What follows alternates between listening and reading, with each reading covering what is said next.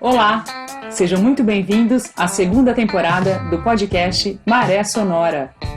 Eu sou a Marina Guedes e sigo por aqui, agora na Itália, fazendo entrevistas com convidados no Brasil e em outros países. Neste canal, você ouve um pouco sobre ciência, conservação ambiental, fotografia e viagens.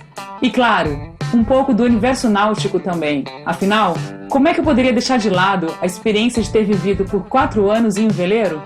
Eu desejo que este podcast lhe traga um respiro sonoro com informação de qualidade, a qualquer hora do seu dia, quando você decidir escutar. A gente começa agora a segunda parte da entrevista com o fotógrafo Bruno Kelly. Ele é correspondente da agência de notícias Reuters, na Amazônia, e na semana passada comentou um pouquinho como é que é a vida de freelance e a difícil tarefa de cobrir a pandemia de Covid-19 na capital do Amazonas. Bruno, eu gostaria de começar te perguntando como é que foi cobrir as queimadas aí na Amazônia. Eu acho que foi no ano passado que eu vi várias imagens suas muito impressionantes. Conta pra gente um pouquinho como é que foi isso. A gente está num momento super crítico aí, né? O ano passado a gente teve a Amazônia. Na verdade, a Amazônia é devastada o ano todo, né? É que agora vem a época das queimadas, né? Mas a coisa do desmatamento começa bem mais cedo, né? O fogo é praticamente uma consequência do que foi para o chão. Então, desde acho que quando eu cheguei em Manaus, por conta dessa situação, né, de trabalhar muito com a Elaíse, né, e a Elaíse era repórter de meio ambiente na época, então eu sempre tive a oportunidade de cobrir essa questão do desmatamento. Logo com o Jornal Crítico, já fui muito ali para a região do sul do Amazonas, que é o arco do desmatamento. A gente está vendo e outros estados que praticamente tem pouquíssimas áreas de floresta nativa, né, a não ser as unidades de conservação, né, terras indígenas em sua grande parte. Esse desmatamento ele vem subindo cada vez mais aqui para a região do Amazonas, né, então por eu estar aqui em Manaus, sempre foi mais fácil cobrir essa situação ali no sul do Amazonas. Eu tive a oportunidade até de acompanhar algumas operações do IBAMA, né? O IBAMA tinha um grupo especializado de operações, né? Que era o GEF, né? Uma equipe super estruturada, treinada, né? Para combate mesmo. E aí, com todas essas situações de governo que a gente tem passado, né? O desmonte das instituições de fiscalização e combate ao desmatamento praticamente zeraram. Então, a gente viu um aumento aí, voltamos aí vários anos, quando a gente não tinha nenhuma política praticamente de combate ao desmatamento. Ano passado já foi uma coisa assim fora do comum, né? Eu tive muito ali na região de Apuí, que é o sul do Amazonas, fica ao sul do Amazonas, a região Humaitá, e fiz alguns sobrevoos também na região de Boca do Acre, realmente essa área ali, e Rondônia, né, que é de onde vem, e um pouco do Pará também. São cenas também que, assim, é praticamente o mesmo sentimento da Covid, sabe? Você vê, um bioma, são tudo ali abaixo, né, e depois sendo queimado. É muito complicado, né? Muito difícil. E, ao mesmo tempo, você vê também que já é um processo, né, que vem vindo, porque é muito complexo, né, a situação ali, né? Porque você também tem as pessoas que moram ali, né? Como é que você vai mudar isso? Não é uma coisa que você muda de um dia para o outro. É uma região que já é esquecida, né, do nosso país, né? Nunca chegou nada ali, né? Mas aí, por conta dessa situação do atual governo, a gente sente que as pessoas que estão levando isso à frente estão cada vez se sentindo mais empoderadas, né? Então, as ilicitudes ali, elas estão de forma descarada, por exemplo, né? Antigamente você via, quando eu ia fazer matéria antes, nos outros governos, a gente via, para fazer imagem de caminhão carregando tora de madeira, você tinha que fazer um plantão à noite. Hoje é madeira escoando durante o dia, de manhã, não tem horário, porque não tem mais fiscalização, né? A coisa, ela ganhou proporções, assim, que realmente a gente não sabe para onde vai parar, sabe? A gente está ali, a gente denuncia, né? Mas é difícil de saber onde vai parar, né? Nossa, e para tentar pôr para cima agora nossa conversa, não tinha como deixar de começar perguntando essas duas pautas anteriores, né? Mas agora a gente pode falar um pouquinho de coisa boa sobre a pauta que você fez na torre do INPA, que mede trocas gasosas. Existe uma torre, para quem não sabe, no interior do Amazonas, do Instituto Nacional de Pesquisas da Amazônia, que é o INPA, e que mede as trocas gasosas, mede composição atmosférica, e é maior do que a Torre Eiffel, em Paris. Como é que foi para você fotografar? O que você estava fazendo lá em cima, Bruno? Então, foi uma pauta bem bacana mesmo, né? Tem a Torre Ato, né? Eu não lembro agora exatamente a sigla, mas é uma das maiores torres de pesquisa científicas do mundo, né? Acho que só perde para uma outra que fica no Ártico, eu não lembro exatamente aonde, né? E é um projeto em parceria, né, do Brasil com a Alemanha. É exatamente isso, né? Ela fica localizada na RDS Uatumã, fica, acho que uns 600 quilômetros talvez aqui de Manaus, ou um pouco mais até. Eles estavam na fase final de construção da torre, né? Então eu conversei na época com o editor da Reuters, né? Foi uma pauta que eu fiz para a Reuters. Sugeri, né, a pauta, falei, vamos terminar de construir a torre, já tem até algumas coisas, porque lá tem essa torre Ato e tem outras torres também que já estavam em funcionamento na época. E, assim, é muito alta, né?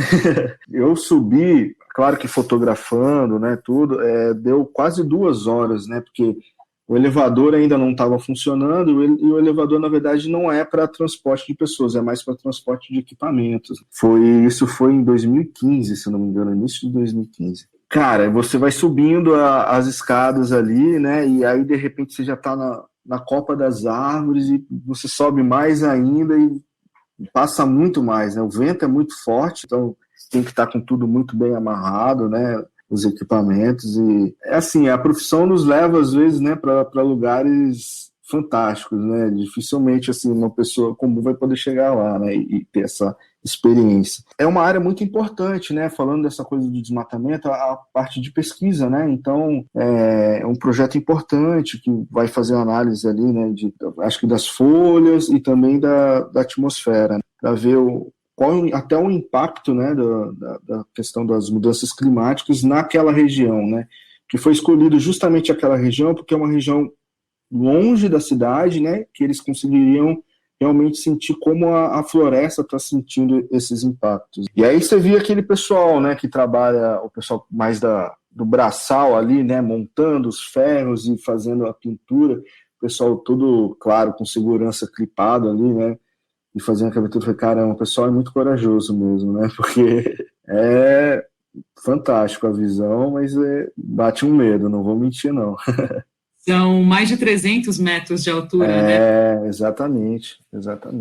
Mas você conseguiu fazer os registros bacanas mesmo assim, né? Sim.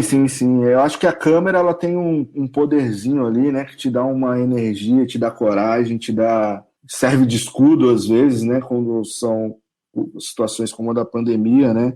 Acho que a câmera fotográfica, ela ajuda a gente a filtrar um pouco ali as energias, seja para bem, seja para negativo, né, dá coragem para a gente, né. Falando em como é que é a vida de freelance no Brasil, dá para viver de freela? Porque eu sei que na parte, se a gente for falar em jornalismo impresso, é quase que impossível. Como é que é isso na fotografia? Você consegue fazer da atividade a sua forma de vida, de sustento, enfim, como é que é para você isso? Então, fazer no Brasil, né, e fazer em Manaus, que a gente ainda tem praticamente publicação, a gente não tem nenhuma, né, então praticamente os freelas, a maioria são para fora, né, falando da área do jornalismo. É aquela coisa, né, eu acho que quando eu cheguei aqui em Manaus, tudo foi mais ou menos me moldando para depois chegar nessa fase que eu estou hoje, né? Fui criando vários contatos, né, com editores. A gente, por estar aqui, a gente recebe vem muito jornalista de fora também, né? Então, a gente acaba dando um apoio, passando informações, né, para esse pessoal. E tudo isso, assim, acabou me trazendo uma bagagem mesmo para estar nesse momento que eu estou hoje, né? Não é fácil, né, viver, e eu vivo de fotojornalismo, né? Eu trabalho com outras coisas de fotografias, às vezes quando cai muito, né, o fluxo de trabalho no jornalismo, mas eu digo que eu sou, acho que um privilegiado de hoje poder viver do fotojornalismo ainda, né? O que eu tive que me moldar, né, é que hoje a gente também só não faz mais só foto. Eu também hoje também faço vídeo, até escrevo, né, mas a gente acaba tendo que fazer um pouco de tudo. A maioria dos trabalhos aqui é a Amazônia, né? Mas no interior. Então tem que criar também, tive que criar um fluxo ali de contatos, né? Tá sempre em contato com pesquisadores, com o pessoal do meio ambiente. Você tem que criar um círculo, né? E as amizades também, né? Você tá aqui, de repente, um amigo livre, precisando de uma pauta, os repórteres também. Tem que ser sempre muito proativo, né? Não adianta. Aqui as pautas não chegam pra gente. A maioria das pautas você mesmo que tem que sugerir, né, para os editores, tudo. E a questão da logística aqui também, né, tem que estar sempre tentando minimizar um pouco os custos, porque pauta na Amazônia é cara, né, você sabe, envolve barco, avião. Hoje, uma coisa que ajuda muito são essas bolsas, sabe, para jornalistas. Tem o Pulitzer Center, que tem o Rainforest Fund Journalism. Então, isso ajuda muito na hora da logística. Você aplica para essas bolsas, ela ajuda a pagar a parte da logística. E aí fica mais fácil depois de você vender uma pauta para um veículo, né? Bacana, Bruno. E isso até respondeu, então, que eu ia perguntar como é que você se pauta. Você é pautado ou você se pauta, mas você pauta, então, as mídias, né? Na maioria das vezes sou eu que construo a pauta, né? Tem que fazer é praticamente um projeto, né? As pautas aqui, né? Porque tem que levantar logística, né? Quais são as possibilidades lá no local. Então, a maioria das pautas sou eu. Tirando, às vezes, jornais nacionais acabam vindo mais com pauta. Folha de São Paulo, às vezes pauta. O Estadão também, às vezes, me pauta também. Aí são coisas mais específicas que estão escrevendo lá. Mas as grandes coberturas aqui, normalmente, sou eu mesmo que pauto. E também essa questão de acompanhar pesquisadores também, que eu acho muito importante, né, interessante também.